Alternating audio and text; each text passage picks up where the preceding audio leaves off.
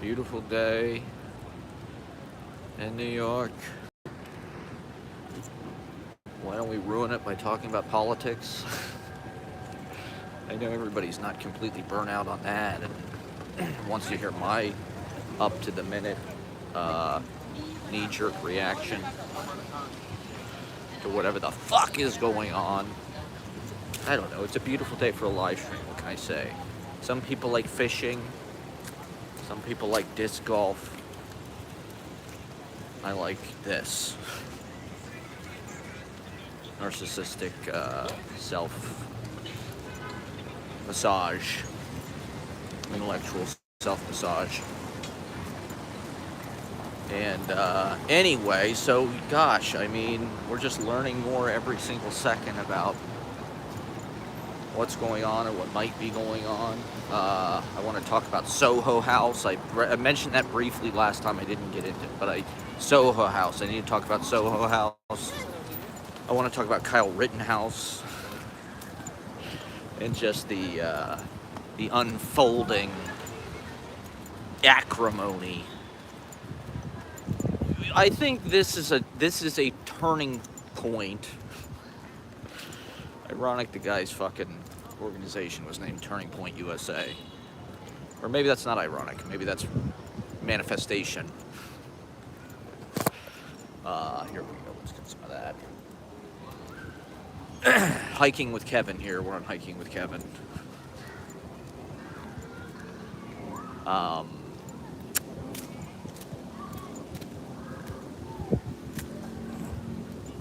it feels like the first instance of like the politics turning like personal towards the right. It's the first time they've ever actually been injured, I guess. You made me bleed my own blood. Nobody makes me bleed my own blood. What movie is that from? I don't know. My brother's always saying that. You made me bleed my own blood. It's probably from some stupid movie from the 80s or something. So anyway, you know, the acrimony, the animosity, the division is heightening, widening. It's all going according. Well, they want to politicize this and get as much out of it as they fucking possibly can. And so there's all of this work to pin it on trans people. I mean, that's one thing that they really want to push this like trans gun thing. And so it's fucking insane how they're like spinning, you know, this tragedy and trying to use it to shoehorn their agenda. And, you know, they probably are going to criminalize like wokeness. Like if you have pronouns in your bio, you're going to lose your job. And who knows how far they'll take that. Are those the people that are going to go in the fucking alligator Auschwitz? Woke people, trans people. That's basically what the Nazis did.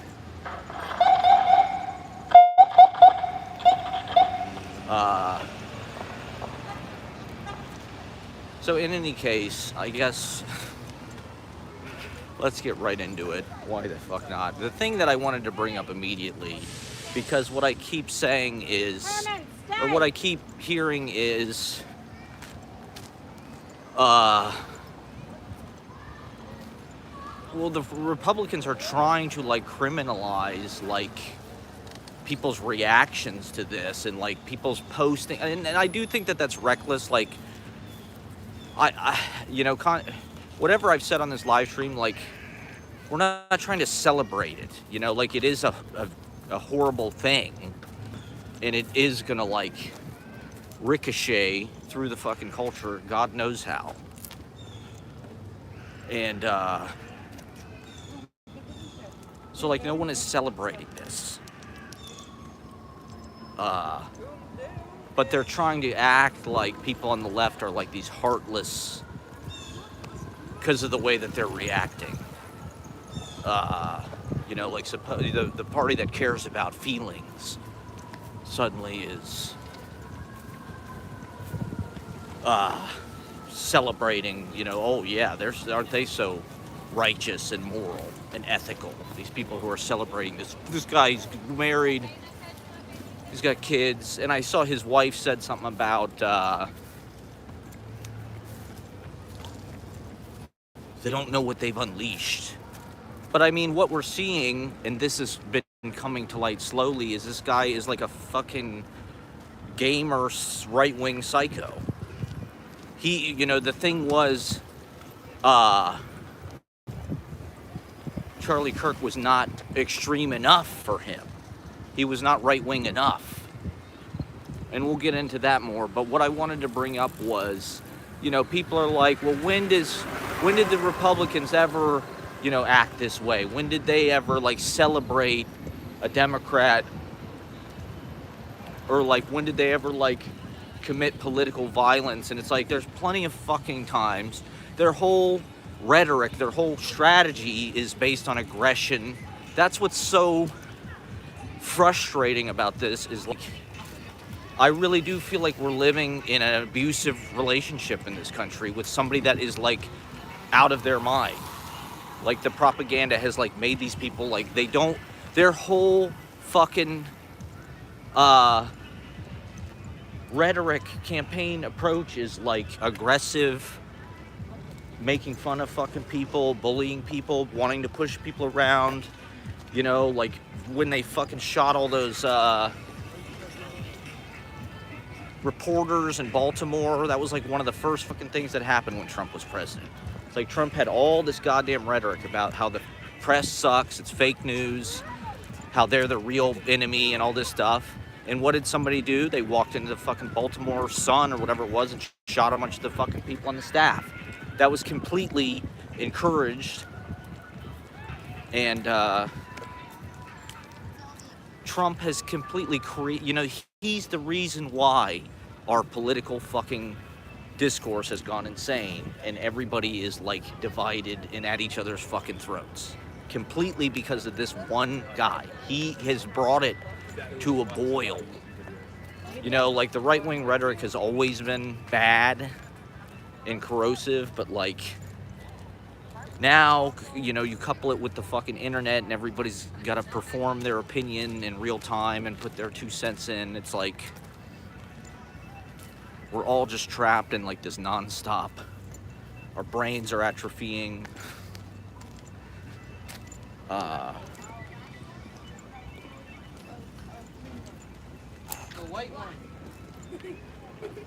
Another example of this fucking guy, Kyle Rittenhouse. I don't know if people remember that guy.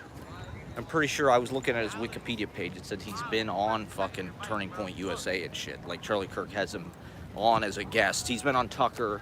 But Kyle Rittenhouse, he drove across state lines, I think, with a fucking assault rifle in 2020, I think, at the Republican convention. Remember, summer of 2020, there were all these fucking protests, George Floyd protests, you know, people were protesting about police violence and all that, and all the ACAB protests and shit. That was all 2020. And so summer of 2020, you know, the narrative in the media for people like Bill Maher and for the right wing was like, oh, these people are looting. All these, you know, all these protesters are looting. In LA, they're looting. They're not just, it's not a protest. They're stealing from these businesses. And that's the narrative that they use to, like, militarize their defense against that. And crack down on it and increase the police budgets and shit like that and put protesters in jail. So in any case, summer of 2020, the Republican National Convention was in Milwaukee or something, I think. So this Kyle Rittenhouse drove across state lines basically to, like, hunt protesters. He drove there with his AR-15 under the pretense of like he wanted to defend the businesses from like looting, right? And so he basically shot and killed a couple of left-wing protesters, like leftists. They said one guy tried to hit him with his skateboard. And this guy basically murdered, you know, Black Lives Matter protesters, more or less.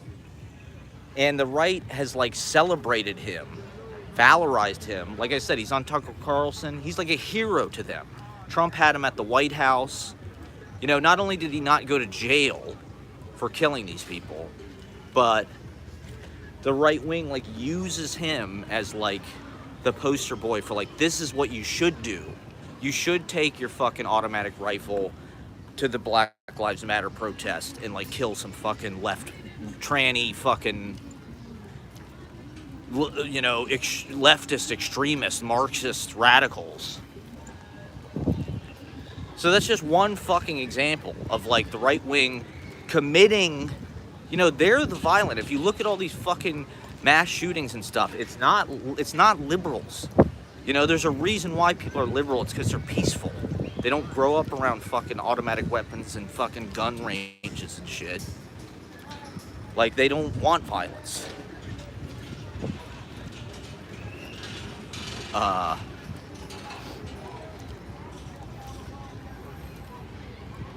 Whereas, like, right-wing people, it's like they're fucking groomed in that shit. It's like their military, their Second Amendment, like, that's how they handle their fucking problems. And so what we're seeing with this is it's like, this is right-on-right violence. You know, they're trying to pin it like this guy was this leftist. Oh, he's radicalized by this leftist ideology. His partner is trans.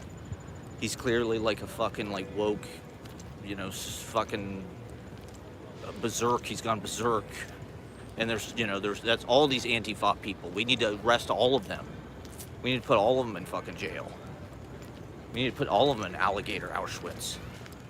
Let's get ICE to round up some of these fucking people with the pronouns in their bios. Because they might cause you know, they might do political violence. That's everybody's favorite fucking word now. Political violence. Don't want political violence. It's like, what the fuck do you call Kyle Rittenhouse? You know, this guy went out and murdered protesters. And the right wing, like, celebrates him. They want to use him as an example for other people.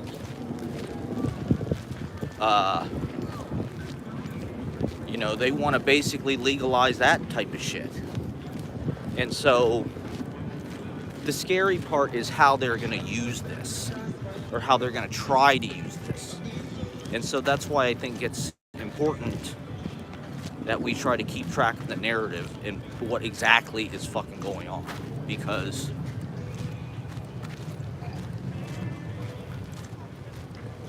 you know, what we're seeing, and this was something I talked about in like the first Trump episode I ever did, was like right before the election 2016. And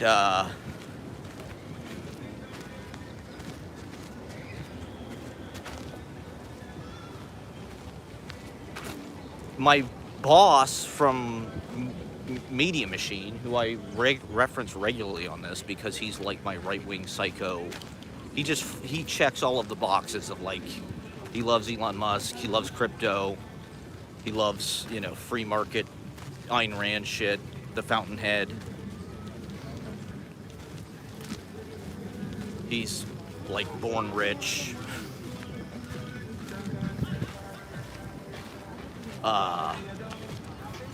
Comes from a rich family. But wants to act self-made. It's very important to him that you have the opinion that like he's super hardworking and he's like super self-made. And he, you know, he didn't have any help and blah, blah, blah. And he had told me in 2016 about this fucking Reddit forum, r/the Donald. r/the Donald. And so I went on R the Donald, and I never actually heard about it in the media. The media never actually talked about it, or it was just one of those things that seemed incredibly fringe, incredibly like niche. Like it almost seemed like a red herring, because a lot of my fucking, like I said, this was like an early scenes from a life. It's from like October 2016, right before the election. And I'm talking about all the shit I saw on R the Donald, which it was like Pepe the Frog memes and shit, and weird gamer. Like I was thinking the other day about pwnage. Do people even know what that is anymore? Pwnage. Do people in the chat? Not that there's anybody watching, but you know what pwnage is?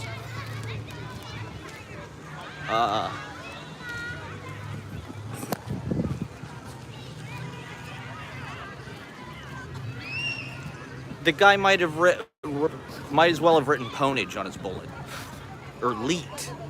I was thinking about leet the other day. This is all like Counter-Strike slang. Like these online games are their own little subcultures where this weird kind of illiterate, or like, I guess the earliest example, or one of the earliest examples of this would be, do people remember All Your Base Are Belong to Us? All Your Base Are Belong to Us was an early internet meme. And we're going to talk about memes, you better believe it. How do I get out of here?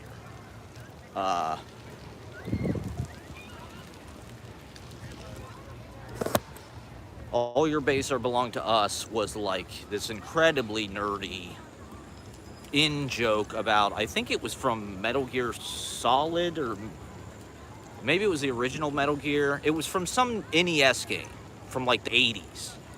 Some Nintendo game. And,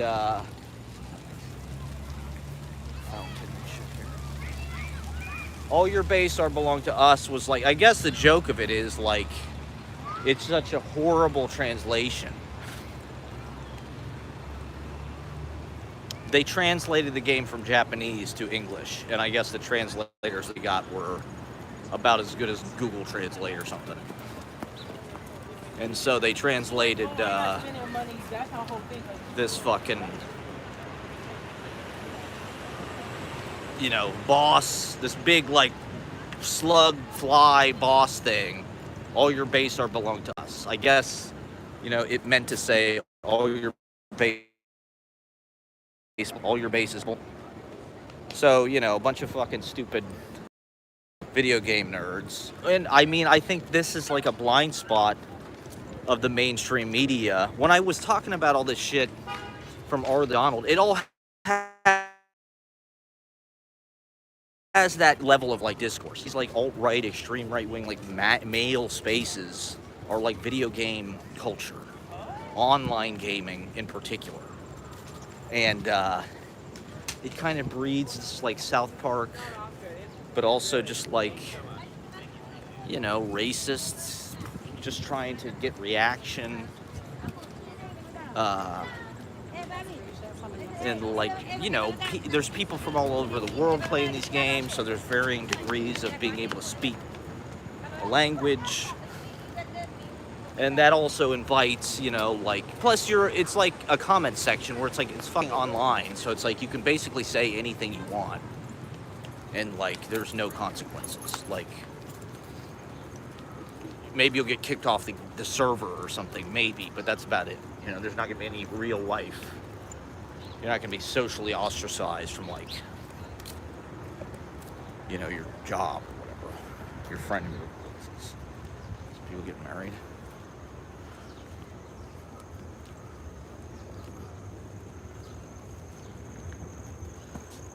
And, that level of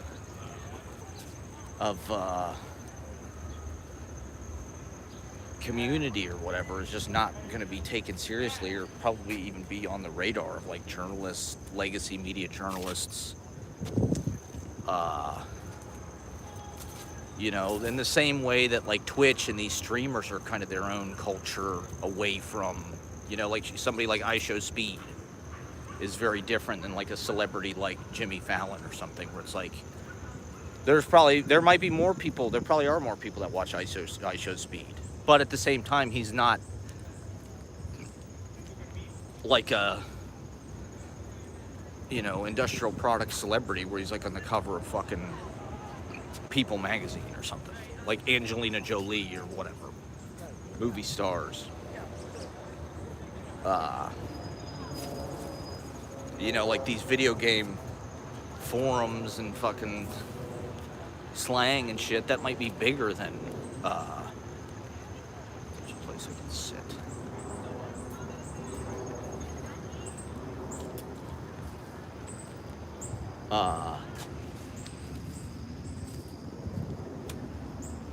Other, in any case, it's because it's an overlooked space that, you know, these people can be radicalized. That's where this extreme kind of rhetoric can, you know, places like Aiden Ross or the Nelk twins or whatever, this guy Nick Fuentes. I don't really follow that at all. I don't know who does. Like, who the fuck out there is like,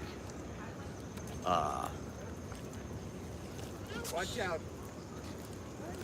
Is like such a fucking nerd that they like watch Nick Fuentes.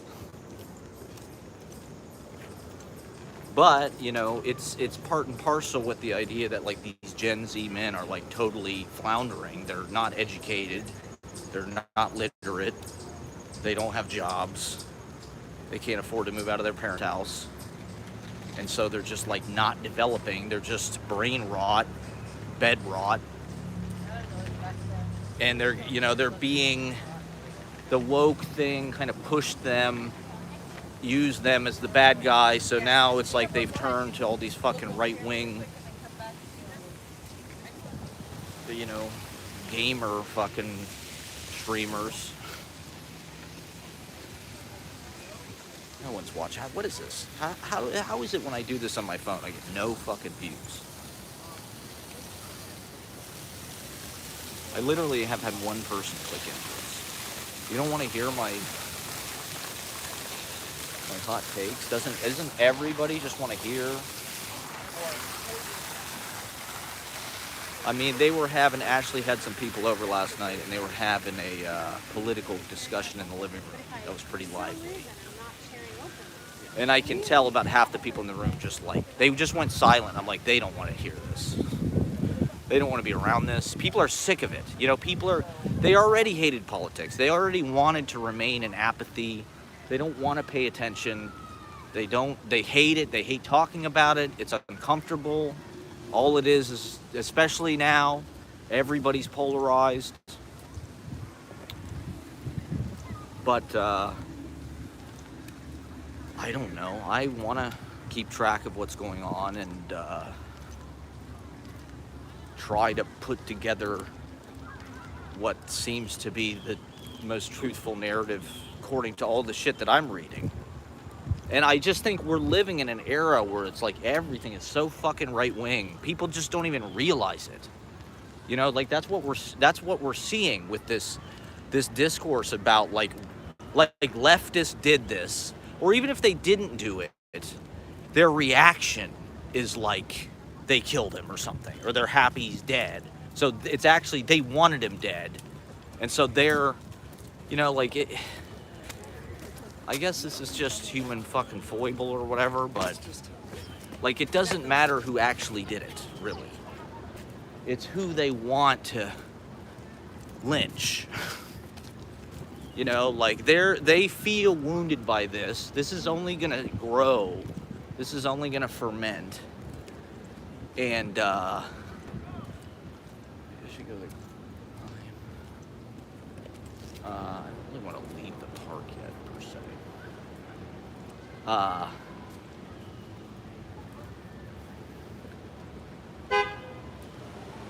And they have an agenda. They already have the enemy in mind. And so they want revenge. They're gonna want some kind of justice. That's who they are. That's who these people are. And as I was saying, I really think we're living with like a violent, abusive, like, spouse in this country. And they don't understand that they're violent and abusive. They think that we are like asking for it or something.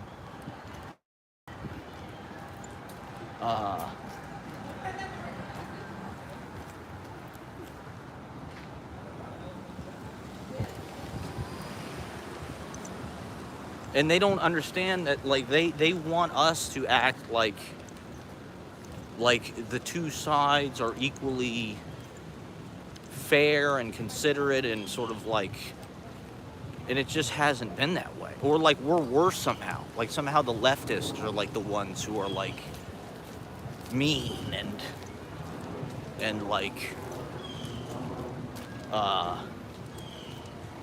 we're gonna make that illegal or something. You know, it's just like, well,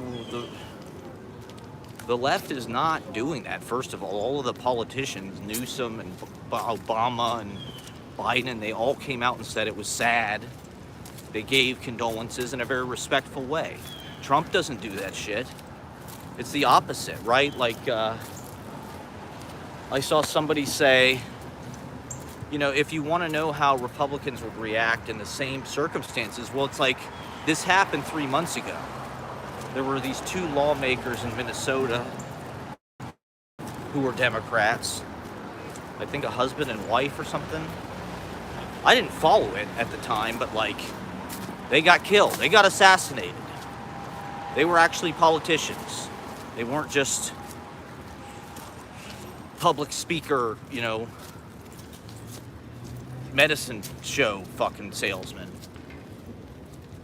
The master debater.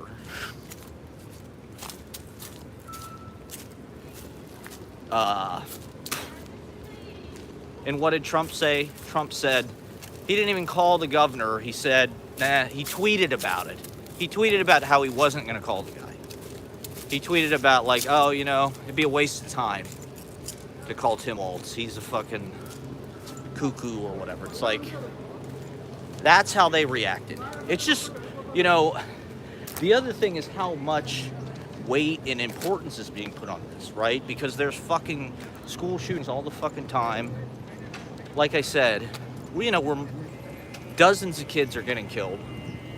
Or like I said, these fucking Minnesota lawmakers got killed a couple months ago. No one even talked about it hardly.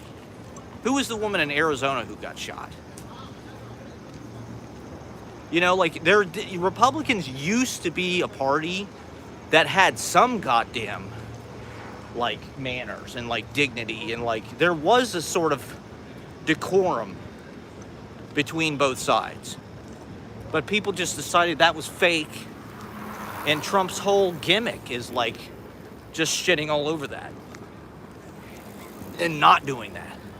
His whole thing is, like, being a shock jock.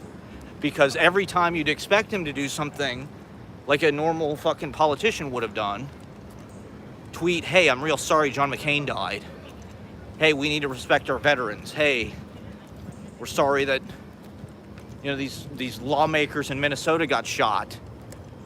That shouldn't happen. This political violence shouldn't happen. It's like, there's been fucking political violence. Now all of a sudden this buzzword, because they want to politicize this death. They want to spin it to militarize and criminalize the left, basically. They want to go after their political enemies. And they need an enemy, right? Like, they've always hated wokeness. And, like, wokeness is just sort of the new word for, like, multicultural, basically. I'm gonna sit here for a sec. So it's really no different than what the Nazis were against. It's just like everybody who's not white is woke. And even some white people are woke. And I mean, the left has not done themselves any favors. They've kind of set themselves up to be, they didn't really, there was no inclusivity in that. It was all just shame and guilt and white people bad. And so all the white people are like secret fucking Trumpers or something. Kristen Chenoweth, supposedly. I mean, I do think that, like, okay, yes, the proper human reaction is to be like, you know what, this is a sad, our sympathy goes out to his wife and kids. Sucks for them. But like,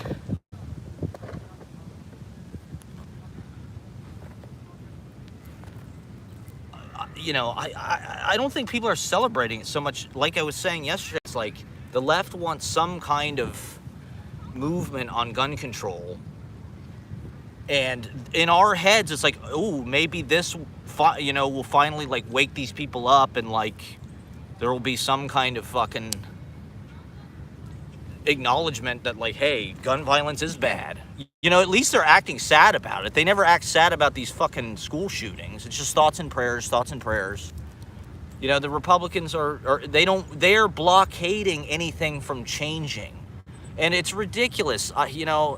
I heard somebody last night talk about how the Democrats, it's just amazing how these young people just see themselves through the narrative that they're prescribed. They all see themselves through their, like, identity categories, and they all have opinions about Israel, Palestine, even though they don't know anything about it. And they don't really know what their opinions are, but, like, they feel like they all kind of say the same thing about, they hate, seeing babies get killed.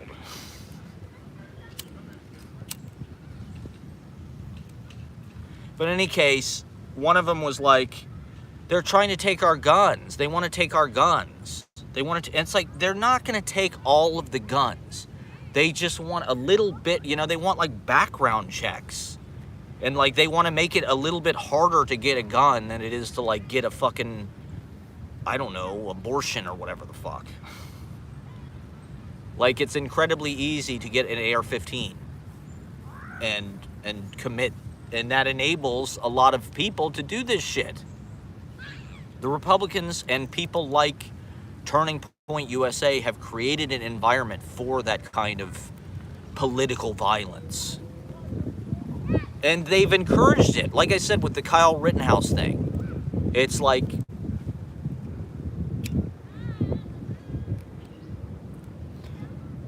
they made this guy a hero because he killed liberals.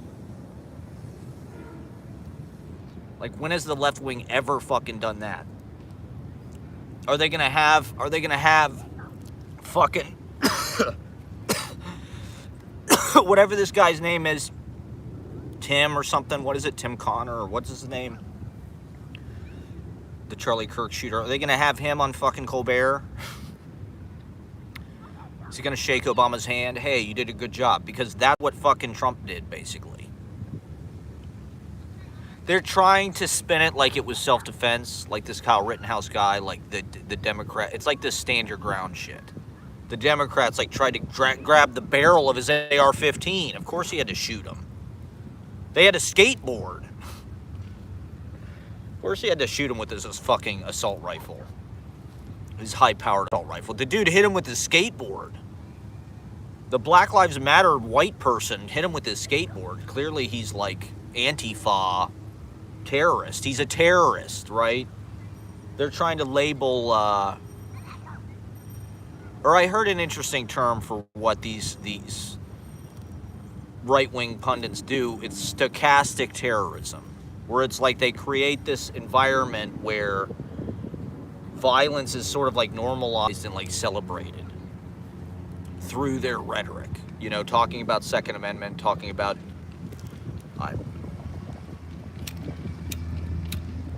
like, Trump has committed stochastic terrorism. That's his whole fucking strategy, is like, let's beat up the journalists. No one is watching this. Well, it's a beautiful day outside, so it's like, I mean, this is like the OJ trial or something. This is like we're on the air. And plus, I have time. Ashley's like, she's at the beach, so it's like, I want to get on and touch base with my fans. Plus, it's just like there's a vacuum in my life. I don't even know where to go. I'm so bored of everything. I don't know anybody anymore. Ashley is sort of like let up for a second, so it's like, whoa, what the fuck? Now I have time and agency. What the hell? I don't even remember what this is like. I've been watching Rob Schneider movies for 2 years. The time just went away and you didn't even, it's like, I don't know. When you're watching movies especially, it just steals your fucking...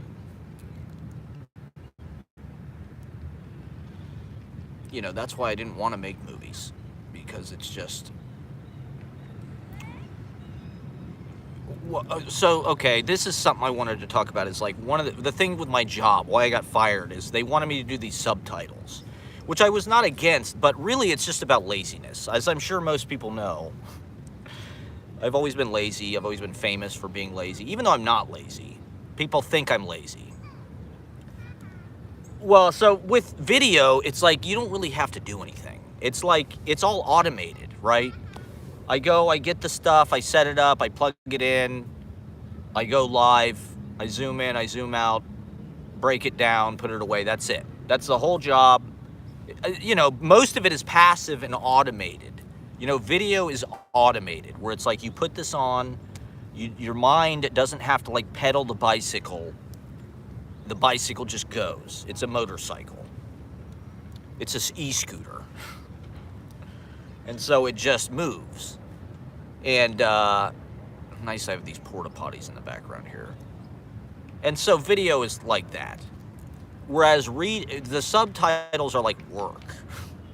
It's like I have to go to an office. I've got to sit down and like manually, go in, time it out, fix the mixed spellings. I don't even know because I never did it. And it's not that I didn't want to do it, but it's just like psychologically, between those two modes, I think we're moving into a frictionless society, into a society of like gliding and like avoiding effort. Everything with the phone and AI and automation and blah, blah, blah. It's like more and more like people they're not learning how to read because they're just watching fucking brain rot TikTok videos all day. And so, it's hard to read. It's like lifting weights, or, it's like everything in school. It's just like it takes a lot of work to figure out how to do it, to get better at it. It takes years. You read at a 3rd grade level, a 4th grade level, and a 5th grade. It's like it takes years to be able to read like an adult. And most people would rather avoid that if they can. And now they can. It's like you don't have to read. Or, you can just... I will say that, like, I do think reading is still happening. It's just online. Like, people are probably reading as much as ever. They're reading articles. I mean, if they can. Maybe they just can't even read them. Maybe they are just watching videos. They're reading subtitles. Everybody watches movies with subtitles on now, so... People are reading. They're reading while they're watching movies and binge watching TV shows.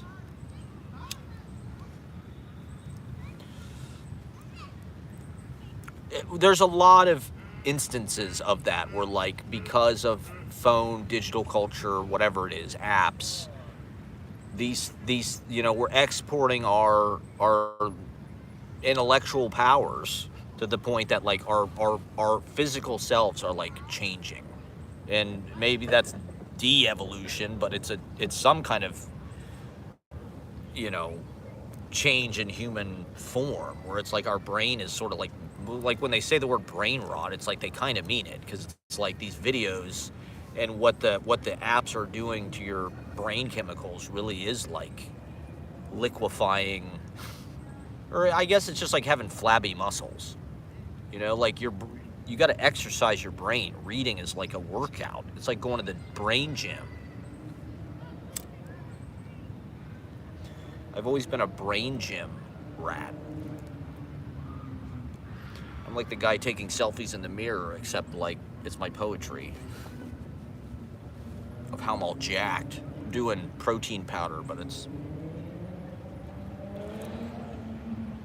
that's why I smoke weed, because it like gives my brain this extra kind of jump or something.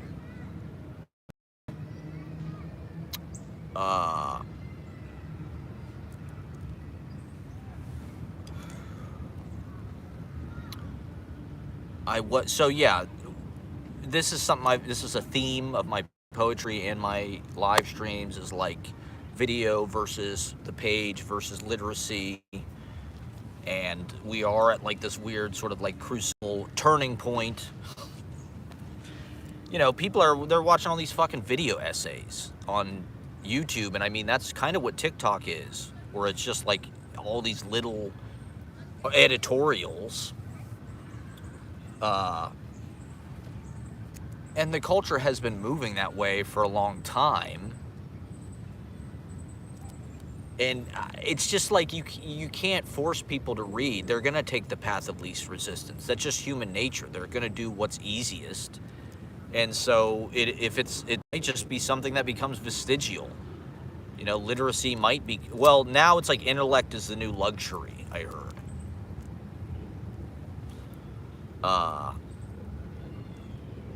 Whatever the hell that means. It's the new status symbol. It's like having critical thinking skills. Well, this guy must be rich. He's not a brainless idiot like the rest of us.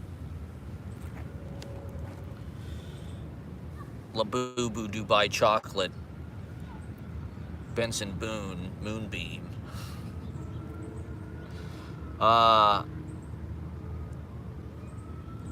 Part of that, right? Okay, so God, do I want to get into this now? I went to get off the politics for a second. Not that anybody is fucking watching this. I had one person tune in and tune out real quick, so I've had 2 views on this so far. I just thought if I commentated hard enough, you know, we'd save the world, but apparently not. People's heads have just been so fucking rammed up their own asses on both sides. You know, it's like, it's right on right crime. Like, I started to say something about this yesterday, how each side is just kind of like eating itself. We've kind of split. Like, we don't even communicate. It's like, right, like the Trump people, the leftists don't even talk to them. They've all self-segregated to like their safe spaces. And they got rid of anybody that's what the pronouns are about. It's like, if you can't jump through that hoop, then like they don't want you there. And the right has become a bunch of fucking Reddit, 4chan, gamer,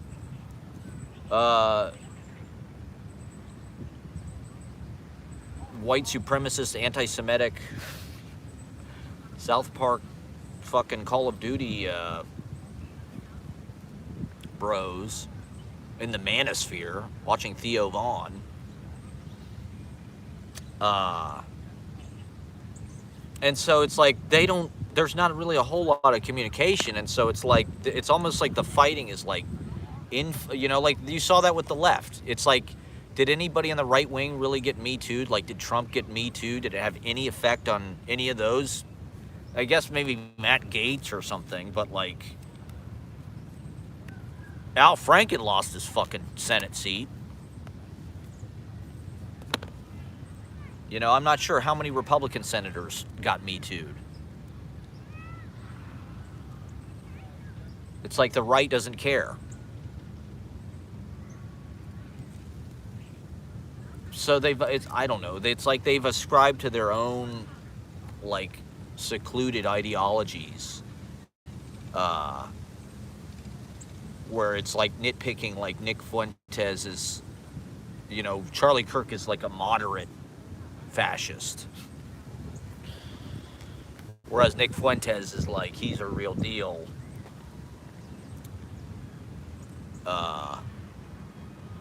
It's you know, it's like religion or something. It's like split into these weird little sects that are like almost indiscernible, but like, oh, the Protestants do this and the Episcopalians do this, and the Lutherans are, they don't believe, the Anglican, it's like, it's all just kind of varying shades, but those things become super important to people, I guess. And so that's, even though they're trying, like the New York Post is where I saw these articles about, they're really trying to push this narrative that the shooter was trans or pro-trans, or, the right wing is really all in. In fact, I was just watching Channel 5.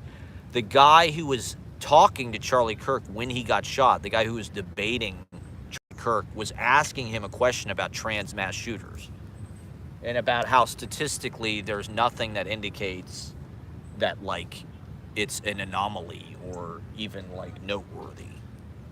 It is not like proof of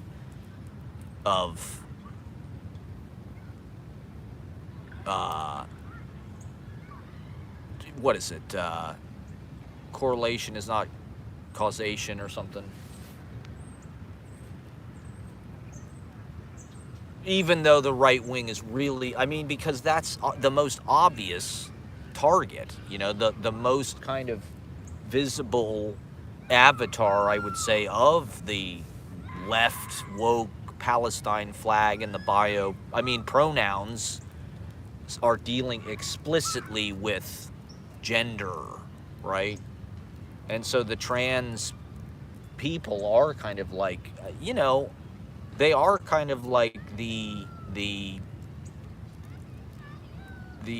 people who will typify this era or something. Like when they think about the late 2010s and just like Trump era 2020s, when they think about this generation, I think trans will be like one of the hallmarks, and those people are like generational leaders in a lot of ways.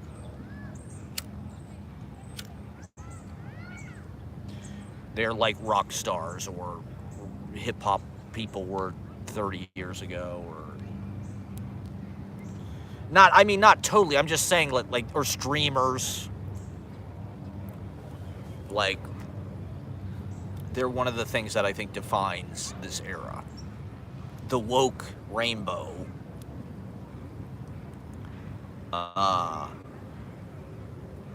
That's not to say that there isn't nuance, and I do want to go out of my way to be like empathetic, sympathetic, and like pro-trans, because I really do think that they are already being used as like the fucking villain in this. They're really pushing hard for this. It's almost like Dog Day Afternoon, right? That's sort of the narrative they want us to believe. Supposedly this shooter lived in a 3-bedroom with I don't even know if they're trans. And, I don't know. There's a weird correlation between, like, gaming culture or, like, internet culture and, like, trans. Like, the Wachowskis. Or, like, in my high school, there was, like, one trans person. And they were, like, super, like, cyber hacker, kind of gamer. They looked like they were in the Matrix. They wore Janko jeans. They had sliders. They had, like, that tongue thing that's, like, a serpent tongue where they, like, split their tongue. So it's, like, there was a lot of body modification going on. They later became trans, like 10 or 15 years later. But in high school, they were already like very, transmutating their form and stuff. Which in the 90s was like very, like I said, they were the only person in the high school like that, really. Or, there weren't that many androgynous. I think there was like a societal phobia toward that, maybe, like being androgynous was dangerous, but I think for the past decade or so it's been more kind of encouraged in the edgier left kind of spaces. Androgyny is kind of like I said, one of the hallmarks.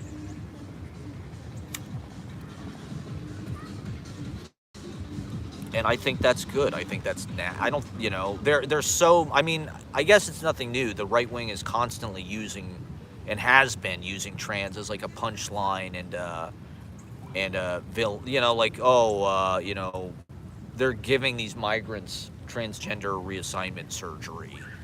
on your tax dollars, right? That was like sort of a gag, right wing, talking point against, whoops, Kamala during the campaign was like, oh, they're going to give fucking Latin American people gender reassignment surgery with your money. The Democrats are just going to waste your money sending it to Ukraine and Israel and Latin American immigrant trans people.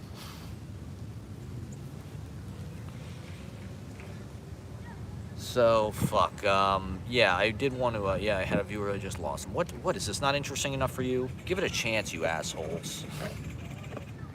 I'm going to get to something interesting here sooner or later.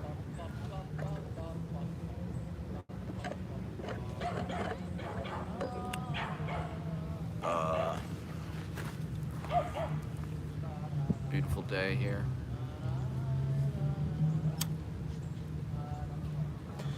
Yeah, I did want to talk about, this is kind of awkward to bring up now. I mean, Soho House. So I went to Soho House last week. Well, it's kind of exciting. I'm hopefully going to be a part of this movie, which is about a poet. It's really a good script, actually. I read the whole script, and it's about a poet character. And so the director wanted the actor to like talk to a poet. To like, I love that. This is something that like Hollywood guys do. Is like they'll go read, De Niro, or I remember hearing James Woods. There's a Simpsons episode about it, right? James Woods works with Apu in the Quickie Mart because he's playing like a convenience store clerk or whatever in a movie. So he like wants to spend time with them to like, research for his role. So I was meeting with this Hollywood actor to like research for this poet character. So we went to Soho House. We met it. So I'd never been there. Like I said, it's a membership type shit. And who knows how much it costs? I think it's expensive. It was nice. I liked it kind of reminded me of Jane Hotel a little bit. The interior. We were on the top. We went up to the top level. We sat over by the windows. And it was like an interview. He had all these great questions. Phenomenal. I love being interviewed. I love answering questions. There's nothing better. I mean, this is basically like a self-interview that nobody asked for. That I just do endlessly. But, it was fun answering these research questions about poetry, life of poetry, reactions to things. The thing about the script is like there really isn't like a reading scene, which I kind of like, actually, because the journey of the character is like just sort of like acknowledging to themselves that they are a poet and sharing the work. And so, I can relate to that. I think a lot of people are secret poets. I was reading this interview with Ada Limon, former poet laureate, and she was talking about, she went all across the country, talking to people as poet laureate. She's like, there's a lot of, even maybe people that don't publish or go do readings, but like they write poetry. There's a lot of people who write poetry in this country. There's a lot of secret poets. In fact, as many poets as there are doing open mics and readings and publishing, like, I think there's probably multiple secret poets. For every one poet that's, like, above the surface as, like, out of the closet, I think there's probably 9 poets that just are Emily Dickinsoning that shit and have it in, like, a desk drawer and are never going to show it to anybody. Or, there's tons. I think it's like it's like doodling. Like writing a poem is like, it's innate. And I think that's one of the reasons why there's so much discouragement, or why poetry is sort of like this thing that's hiding in plain sight. It's like they don't want people to have that power. They don't want people to pray. They don't want people to activate their inner voice and manifest. Poetry is really a form of manifestation by speaking things into existence. That has power by by articulating, by putting it into words or something beyond words, spell casting. You know, poetry is like this witch language. And they don't want you to know that. They don't want you to connect with that. They want you to keep listening to stupid podcasters and just let them tell you what to think. Let the fucking right-wing spin machine just tell you exactly what's going on. Don't ever fucking don't try to read. You know, poetry is like the most difficult form of reading. There's so few people that even read anymore. How many are there left that are skilled enough to like read a difficult poem? But I think culture just has this knee-jerk reaction to like poetry is too vulnerable. It's too sissy or something. It's too feminine. And it needs to get over that. It needs to tap into poetry. So I think it does. Like Ada Limon is saying, there's all these secret poets out there.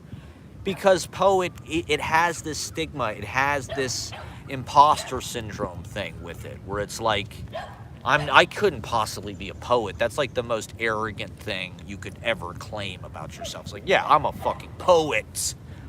You know, what I have so much to fucking say, and like, I say it so eloquently and like correctly that like, I'm a fucking poet.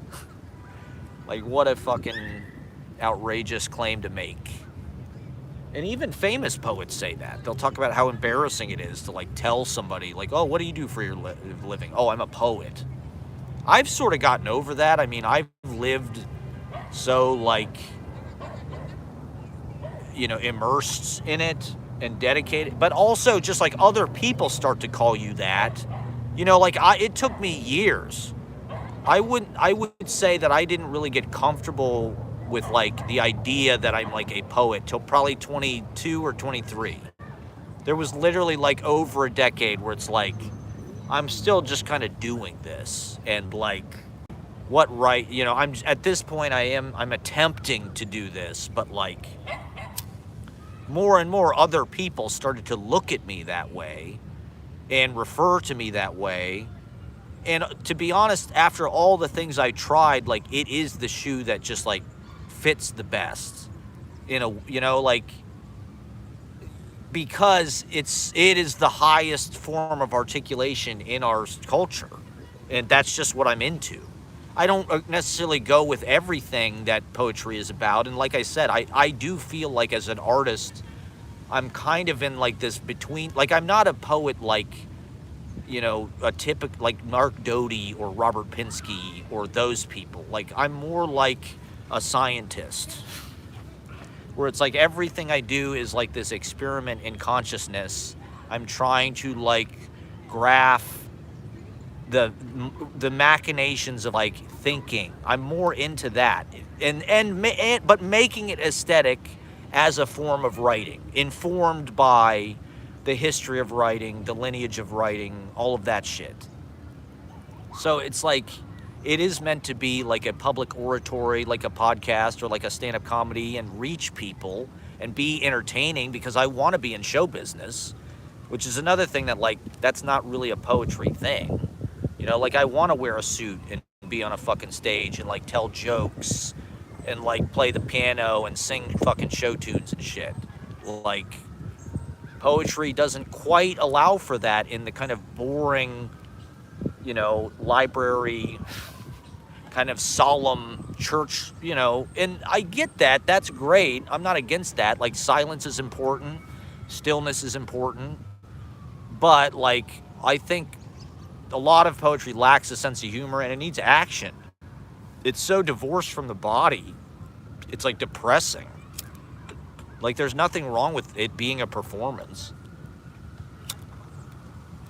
But poets are more like these like druid priests or wizards or some, you know, they're meant to be like these heavy, kind of weird, queer, strange, awkward, obtuse, and kind of judgmental or something, you know, like, you have to be judgmental to get it exactly right, to make, you know, otherwise, you know, that's not poetry, unless it's like something that was really, Well, anyway, that's the idea I think people have. It's like this elite thing. Almost no one is a poet. No one can do that.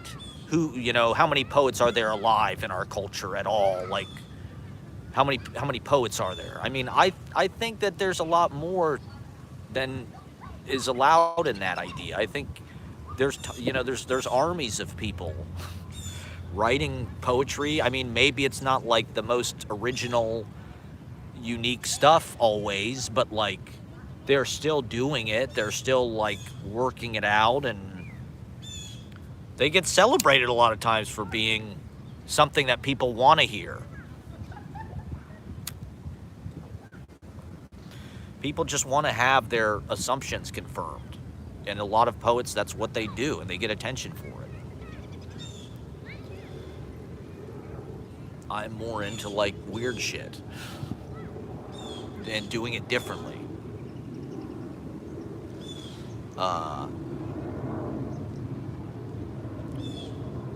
Yeah, so I mean, that's kind of what this movie is about. It's about how do you assume that mantle? How do you know that's legitimate? It's a scary thing because it's like, what if you're not?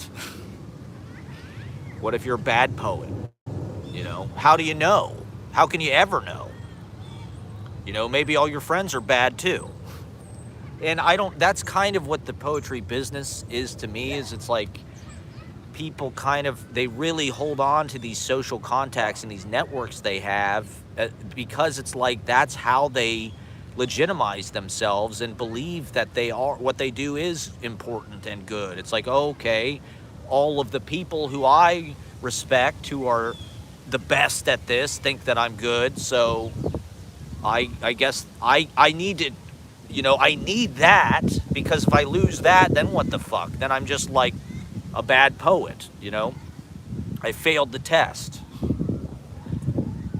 or not a real poet.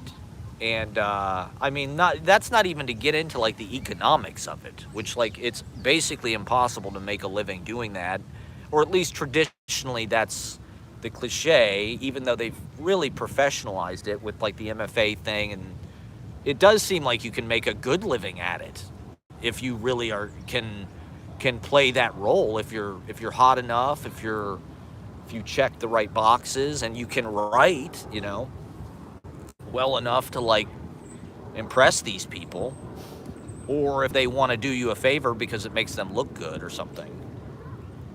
It's all a game in a certain degree. If you want to make money, if you want to, I don't know, try to make your way up through these readings and public, it's like, what is this about? What, these poets are all just reading to each other. What is this about? Like, it's the same fucking people.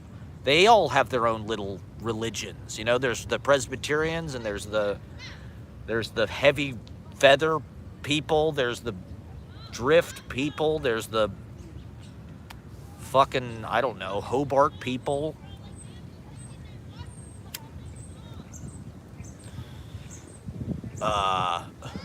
Who's legitimate? Who's actually good at it? I don't know. Everybody. We have to lift each other up.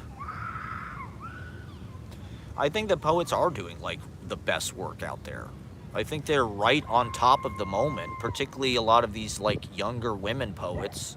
That's why they do it, because it's like a badass way for them to like show off their thinking skills in public, but also just like make stanky language choices that like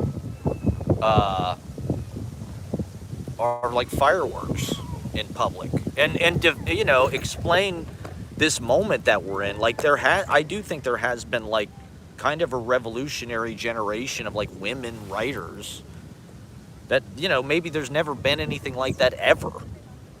Where it's like millennials and Gen Z are like the women poets are like look at Dream Boy Book Club.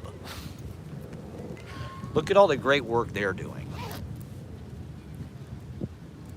And all the, edgy, fucking cool. These are cool women. They could do anything. Like, they're hot, they're smart, they're rich, they have shitloads of Instagram followers, they are influencers, they have fucking amazing fashion. They're thin.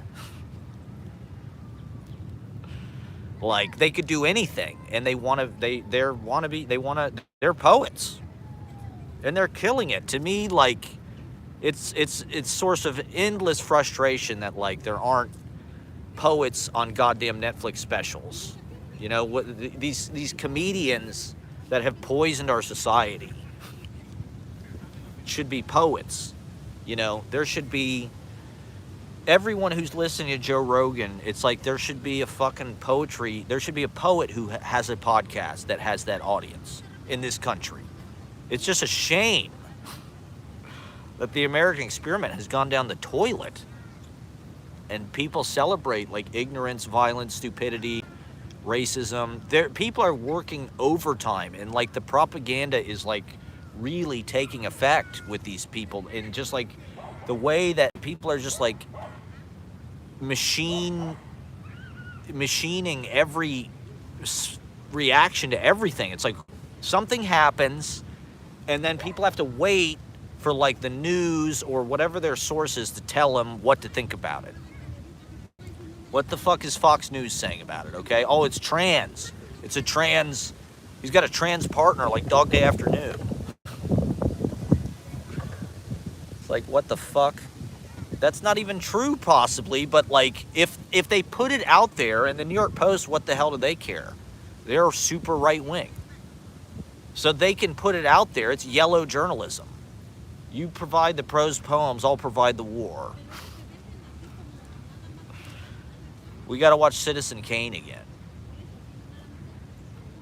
Because if they say that it happened, that's one of the scariest things, and one of the things that's like really hard for me about trying to be like an entertainer is like, it's really scary to me the things that like audiences believe, and the things that like catch on with audiences are never what I expect, and it's always like the dumbest, like most simple shit that you do, and that's really frustrating to me.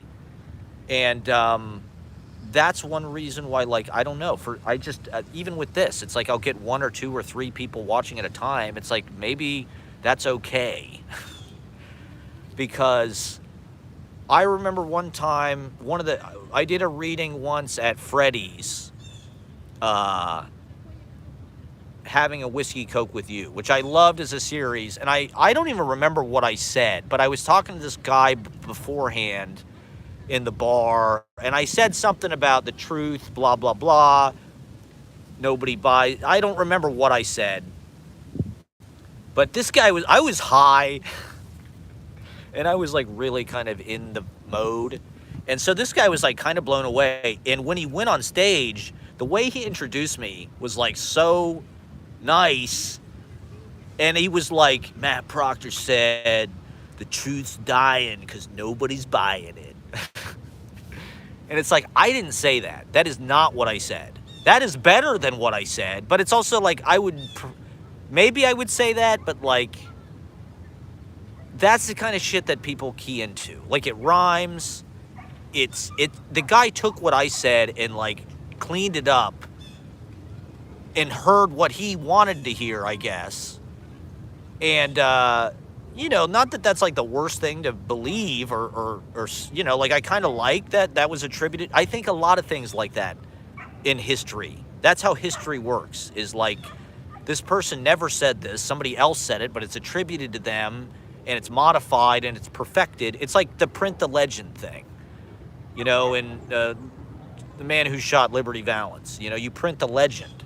Like, it doesn't matter what actually happened. It's like, whatever the best story is, whatever the legend, whatever the people believe. And that's really scary to me, to see word of mouth spread, and you can see public opinion change just based on, you know, whatever's going on in your life. And I think as a celebrity, it's like, that's happening on a mass scale.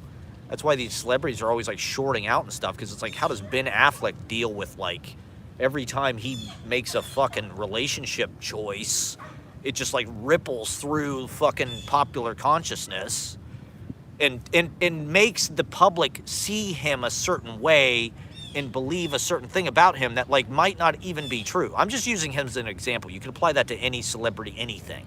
It's like these stories are simplified and they take root and they take on a life of their own. And you're kind of like the victim of that, or, you know, you're kind of just like susceptible to the consequences of that. And when you're a private citizen, I mean, I guess that's true of everybody. You know, it's like you have a reputation. People are going to talk about you, even your family or something. But like, it's curious, particularly like when you're in front of an audience, you're talking to the audience, you know, doing this in comedy. It's like none of my jokes ever lands. When I'm doing, I don't know, like, that's not to say I can't make the audience laugh. Like, I know I can make the audience laugh, and I know I can tell good jokes on stage. But public speaking, I don't know. It's more like you're a traffic cop intellectually, and you're trying to kind of like direct, you know, you got to realize that like you're talking to like the audience. Especially like I don't have like my own audience, you know, it's not like these people bought tickets to come see me per se. I probably do have like a very obscure like niche appeal, for better or for worse. I blame the culture. I blame society. That's why I get on here and bitch about it constantly. Why does Charlie Kirk have millions of fucking people following him? Why does Nick Fuentes have millions of people following him? Why do these people talk in these retarded like meme speak things? Because they're idiots.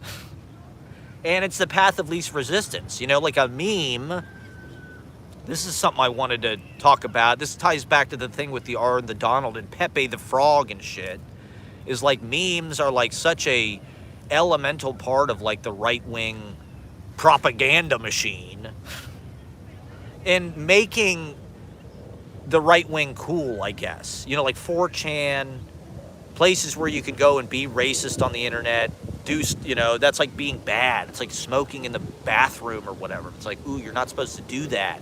All the woke people are like obsessed with like pronouns and like, oh my God, there's this whole corner of the internet where they're like dog whistling anti-Semitism and shit. Like, whoa, this is like the answer for all my problems. This is why women don't like me. This is why I don't have any friends. This is why I play video games all day. This is why I can't move out of my parents' house. Because of liberals.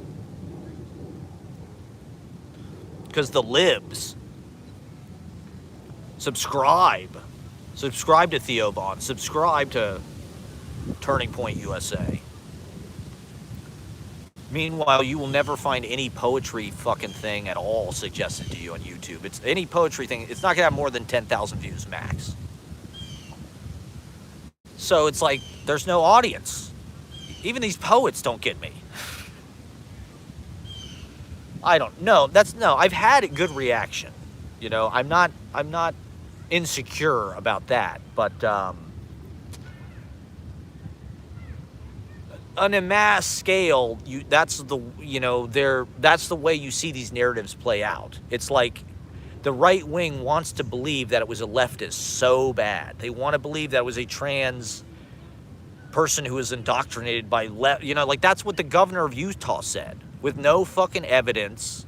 They misinterpreted the fucking engravings on these bullet casings, which is a super weird fucking thing that these people do. That's like a hallmark of these political violence, is like engrave these fucking messages on the bullets. I guess it's a kind of poetry.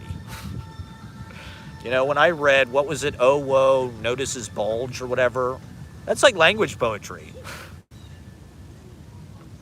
That was my first reaction. Bella Ciao, huh, this must be a language poet. Did Ron Silliman kill this guy? This looks like Charles Bernstein's language poetry. Immediately arrest Bruce Andrews. Get me Bruce Andrews. Round up the language poets. I don't know. This meme speak is like, it is super edgy and weird, and I guess I get the appeal of it in a certain way. but it's incredibly troublesome, like the ideology behind it. It seems like this kind of innocent, like it's a frog in an Adidas tracksuit or something. It's like, oh, that's kind of funny or something. Like, what's that mean? It's like, oh, it means kill all of the fucking, it means unalive the you know who. If you follow it down, if you go down the fucking rabbit hole, it means, it's like, what the fuck? That, like, crying frog thing? The French? What the fuck?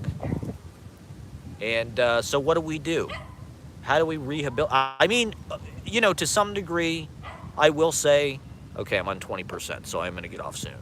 I grew up, in Ohio. I was on the golf team. I was around right-wing people pretty regularly. My community was, like, all white. It was, a sort of a middle class, upper middle class. We lived down the hill. But I was around, what I'm seeing come out of these people's mouths. It's like, it's really, like, it's not any different than shit that I saw fucking people in my high school be into. Like, or jokes that they would make. Like, you would fucking see people just say the most heinous shit or think the most heinous shit, and now it's just like, it's just visible because it's online.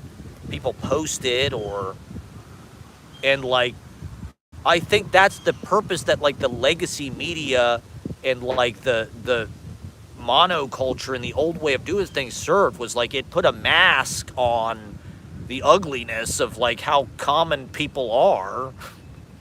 When you have the president, it's like the president's, this is a presidential address, and it's like, it's NBC, it's Walter Cronkite, it's Edward R. Murrow. It's like, these are, like, dignified, like, they're sanitizing this. They're making this, like, like, righteous and, like, noble as they can make it for, whereas now it's just like, it's a fucking mud wrestling. It's just like, who can sling the most shit? Everybody's got a fucking microphone. There's no editing. It's all live.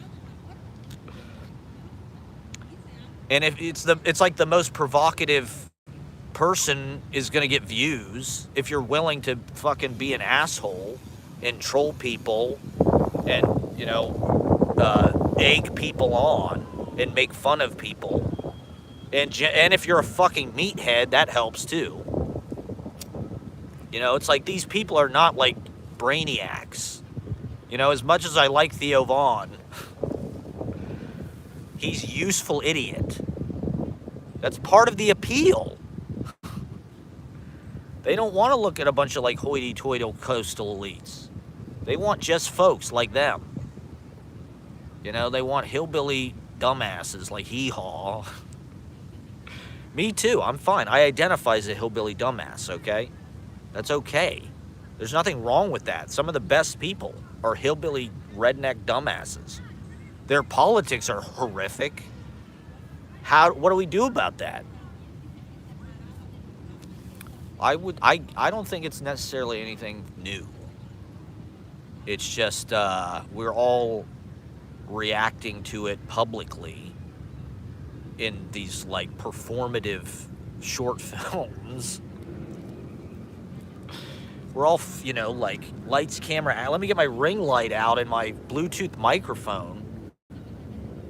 The 13 people that watch my fucking YouTube page want to hear my knee-jerk,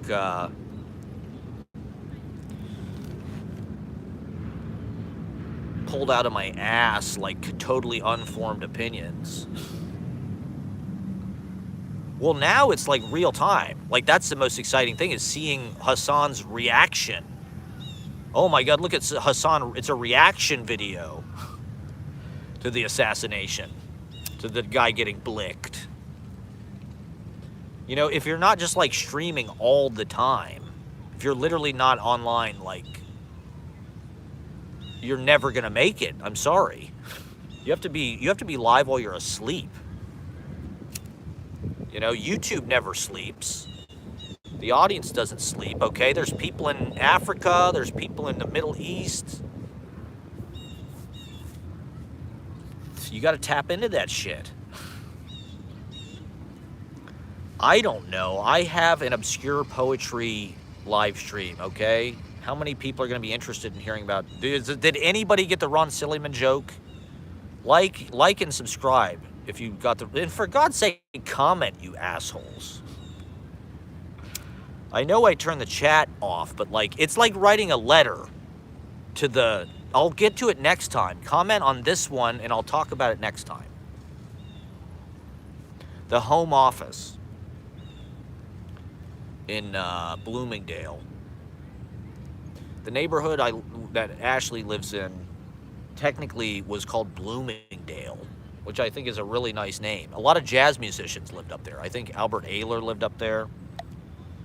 Max Roach, I think, lived up there. I think Ray Charles. I heard that Ray Charles lived up there. And of course, Duke Ellington, 106th Street is Duke Ellington Street or whatever. And there's a statue of Duke Ellington, so it's like we're in the presence of royalty. So what the hell are we gonna do, everybody? How do we fight this thing with our poetry? I mean, I kind of believe that, like, I don't know. I think they're incompetent. I don't think they have, like, I think all this shit is gonna fizzle out. That's what I'm trying to manifest. I think people want peace,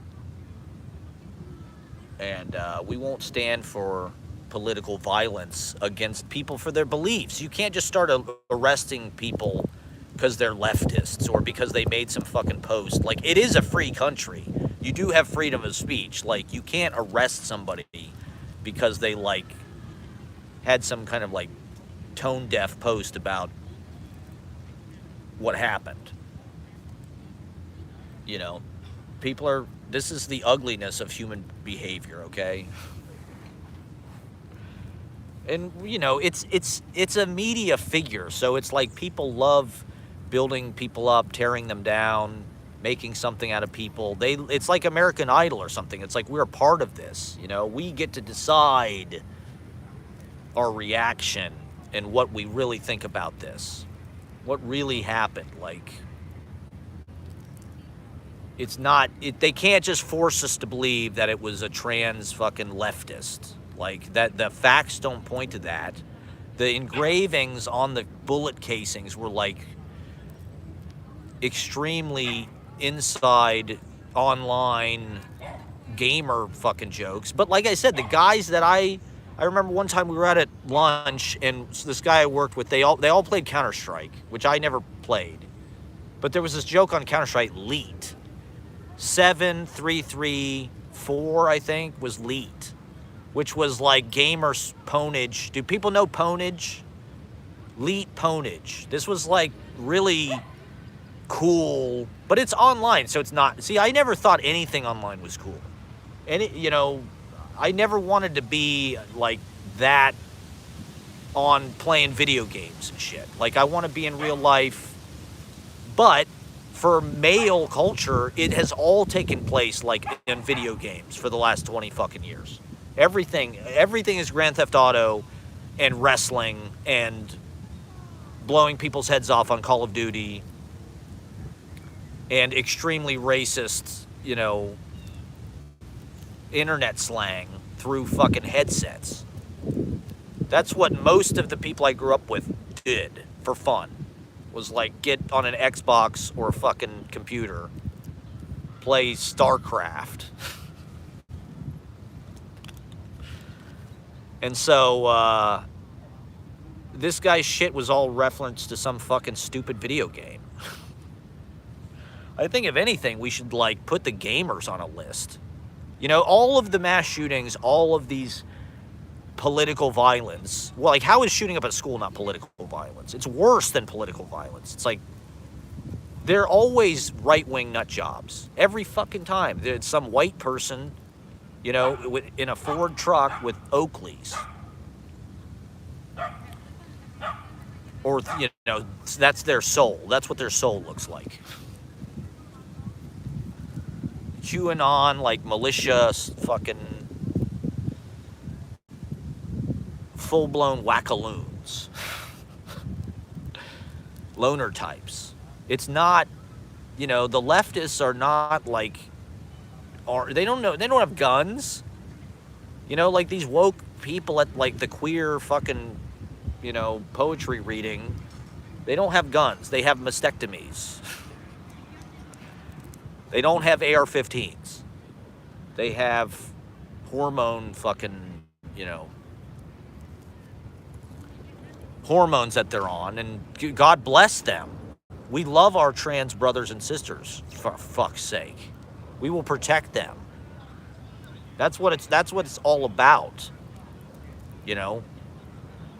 But it doesn't have to be like that. Like, there doesn't need, like, I think people have a hard on. They want to see, like, some kind of, I heard somebody say that. I thought that was kind of true. Is like, the right is, like, frustrated that there hasn't been, like, mass violence. People in America are, like, waiting. We've been primed our whole lives for, like, we're pissed off that the apocalypse hasn't happened. Like, what the fuck? We want like, kill somebody on video. It's been 24 years since 9/11. We need to feel something. I need to feel in danger. That's how I feel alive. I need an enemy. I need to go to the target range and shoot at Osama bin Laden targets. We need a uniting enemy. Okay, I'm on 10%, so I am going to get off soon. God damn, thank God there's video violence again. Trump's been promising for a decade. He just hasn't delivered, man. Trump has not delivered on viral apocalyptic moments. These giant weather fucking catastrophes, this is just not doing it for me. I need like assassinations, man. It's sick. It's sick is what I'm saying. I was thinking about talk radio. Gotta watch talk radio again. Eric Bogosian. Now, I think that was it was one of the first DVDs I ever bought. The first DVD I ever bought was Bottle Rocket. But then I immediately bought talk radio. I don't know. My mom had it, I think, on VHS for some reason. I remember seeing it as like a child. And for some reason, talk radio like spoke to me as like a 4-year-old or like a 7-year-old. And so later in high school, I was like, oh yeah, I remember this. Sure enough, I loved it. If you haven't seen talk radio, do yourself a favor. Watch it tonight. This is my recommendation. Maybe I'll end on this. Talk radio. Eric Bogosian wrote it. He's Armenian. And he's a performance artist from the East Village. He was at PS1. He said the first shows he ever did in New York were at Poetry Project. He went to Oberlin. And I love Eric Bogosian's solo monologue shit. And I read a lot of his stuff, actually. One of the first books I ever bought was The Essential Bogosian, which is like edited, selected Bogosian solo pieces. Talk radio's in it. But anyway, the movie is fucking entertaining. And it's more relevant than ever. Because it's basically a fucking podcast. He's a podcaster. But it's talk radio. So it's like these talk radio hosts just like, Jesus Christ. They mouth off and they say this shit that you're just like, what the fuck? I can't believe he just said that. And so we're very much living in this shock jock podcaster, but at the, not to spoil the movie, but he gets wasted at the end. Barry Champlain, sorry to spoil it. Spoiler alert. He gets murked. Barry Champlain gets fucking murked. I'm sorry. But it's based on a real guy. There was some real talk radio host that got killed. And so once again, this is not necessarily anything new. Charlie Kirk, whatever you want to say about him, he was a fucking talk radio host, basically. That's what he did. He was a podcaster. And he was the master debater. And so that's how we'll remember him. They should put it on his tombstone. Just kidding. Can't you take a fucking joke? Jesus Christ. The right wing can dish it, but they cannot take it, can they? Oh, he died. A lot of fucking people have died. Children have died. Trump laughed. He, he glossed over it. He did not respect it. And it's never respected by those people, you know? You can accuse the left of a lot of things, but, like, having bad manners isn't one of them. The left has let the right walk all over them for more than 20 years because they're trying to have good manners and they're trying to take the high road. Like, they want to they just want to criminalize the left any way they can. They want to villainize them. They want to act out at them. They hate us. And so they're they really want to pin this on leftists. But it was some extreme right-wing nut job who was, I mean, if anything, the FBI should be in these fucking gaming spaces. The FBI should be on fucking R the Donald or Pepe the Frog or whatever the fuck.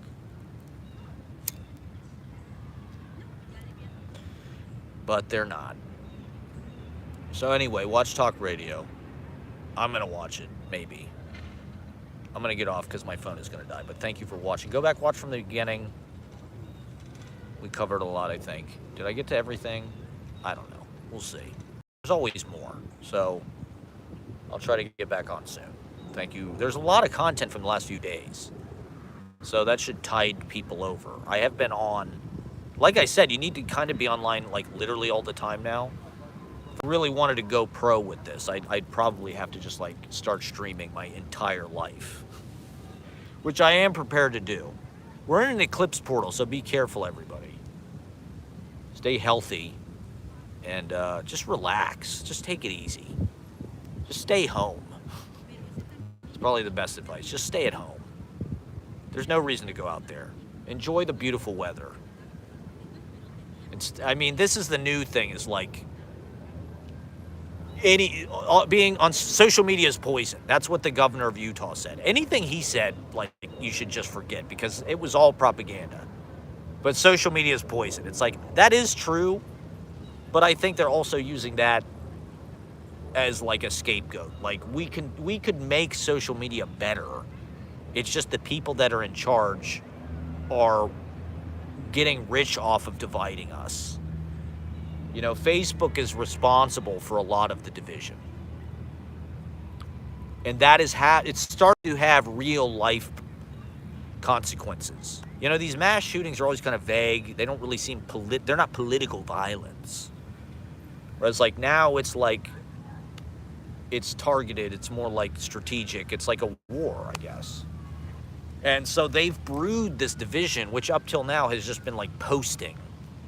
Like, oh, I'm going to post some fucking, Democrat shit. Or I'm going to post some fucking, MAGA shit. Fuck I'm going to stop talking to these people. I'm going to cut them out of my life. I'm going to unfriend them. I saw somebody on Facebook said that. Like, if you celebrated or, whatever, weren't sympathetic, just unfriend me now. So it is kind of like, it's widening the division, let's just say that. But that division is not just on the internet. People think the internet is just like, it depersonalizes everything. It feels like it's not consequential. It just feels like it doesn't actually affect us. It's not an immediate effect on us. But it's starting to come back and bite us in the ass. This division is palpable, and it's whatever you think about this, it has definitely put like a dark energy into the timeline, and it feels like the first thing since Trump has been trying to stir the shit that, like, is really, what about January 6th as far as fucking political violence? You want to talk about fucking political violence? I mean, they killed a cop. There was no fucking sympathy to that guy. How much right-wing sympathy was there? Did they honor that guy? Did they have a ceremony for that guy? The police officer, the law enforcement officer who died on January 6th? because of the fucking right-wing mob. No, that kind of political violence, if Democrats did that, what the fuck would they do? You know, if when Trump got elected, we just said, fuck that. We're keeping Obama. We're going to storm the fucking Capitol. The death penalty is what they would do. If you're left wing, you get put in jail for 20 years. What, for like hitting a guy with a sandwich or whatever, right? Somebody hit an ICE officer like with a sandwich, threw a sandwich at him. They're like, give him the death penalty. Give him the fucking chair. But all the January 6th people, give them a pardon. Make it make sense, okay? The right-wing people are too dumb to understand, like, when they've been out. You know, like, none of what they do has any credence because they're all fucking hypocrites. And they just follow, like, this ideology that doesn't even care about them. You know, like, Trump does not care about them. They're all expendable. And in fact, it's designed to fuck over practically